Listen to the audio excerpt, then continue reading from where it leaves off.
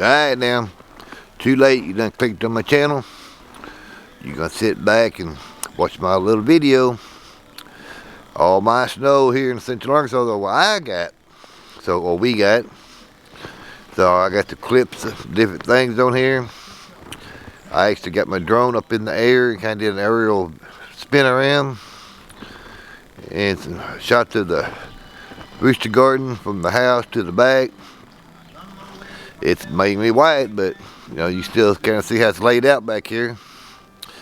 When all this stuff melts, I get it back up again and give y'all another aerial view of it. I just got my drone fixed. I gotta get used to flying it around again.